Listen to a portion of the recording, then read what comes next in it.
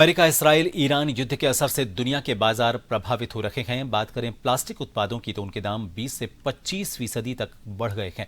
आलम यह है कि प्लास्टिक उत्पाद बनाने के लिए काम आने वाले प्लास्टिक दाने के दाम दोगुने तक हो गए हैं। बावजूद इसके प्लास्टिक का दाना नहीं मिल पा रहा, बाजार से गायब हो गया है।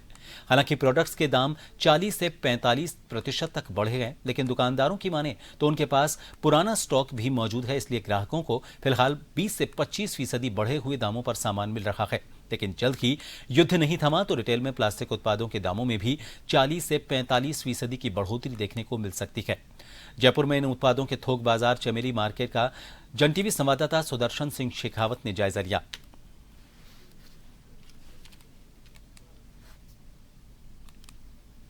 अमेरिका, इजराइल और ईरान के बीच चल रहे युद्ध का पूरी दुनिया में असर देखा जा रहा है और ग्लोबली इससे जो मार्केट है वो इफ़ेक्ट हुआ है।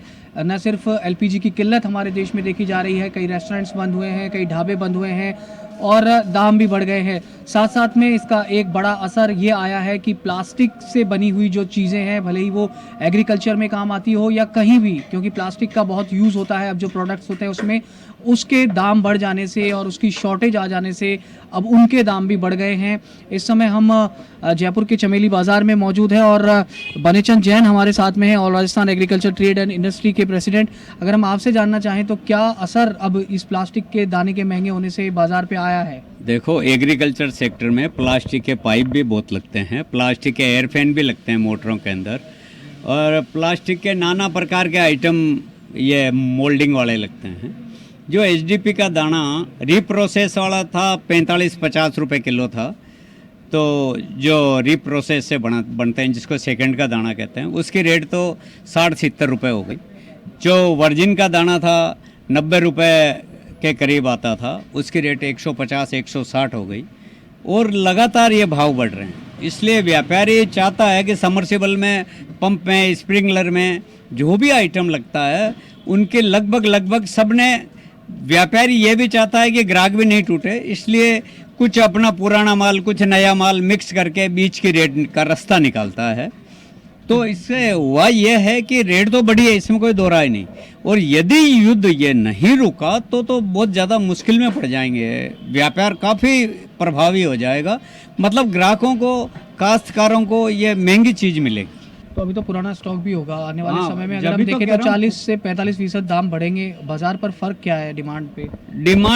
डिमांड तो देखो भाई, जिसको 2 रोटी खानी है वो 2 ही खाएगा, 1 रोटी से उसका काम चलेगा नहीं। तो डिमांड तो एज इट इज है, जितनी ज़रूरत है उतनी है, परंतु व्यापारी कुछ माल कम खरीद रहा है इस टाइम, वो ये सोच के कि क्या पता युद्ध रुक जाए, युद्ध के रुकने से वापस रेट घट जाए। परंतु फिलहाल जैसा कि माहौल दिख रहा है उस हिसाब से तो अभी युद्ध रुकने का लग नहीं रहा है। तो भविष्य यह है कि तेजी आएगी। जी, तो बिल्कुल अगर हम यहाँ पर बात करें तो दाम जो है वो आने वाले समय में और ज़्यादा बढ़ने की बात यहाँ पर कही जा रही है। हालांकि डिमांड पर अब तक कोई फ़र्क नहीं पड़ा है, लेकिन जैसे जैसे समय बीतेगा तो हो सकता है कि ज़्यादा दाम बढ़ने से डिमांड पर भी कुछ असर देखने को मिले। लेकिन फ़िलहाल अगर हम आपको तस्वीरें यहाँ पर दिखाना चाहें तो चमेली बाज़ार में इस समय हम मौजूद हैं और जो दुकानें हैं उन पर ग्राहक जो हैं वो उसी तरीके से अभी फ़िलहाल पहुँच रहे हैं। लेकिन असमंजस की स्थिति इसलिए भी यहाँ पर बनी हुई है कि लोगों के मन में ये अंदेशा है कि युद्ध रुकने से, दुकानदारों के और विक्रेताओं के मन में युद्ध रुकने से शायद इन चीज़ों के दाम घट जाएं, इसीलिए यहाँ पर डिमांड और सप्लाई जो है वो प्रभावित हो रही है। श्याम सुंदर शर्मा के साथ सुदर्शन शेखावत, जन टीवी, जयपुर।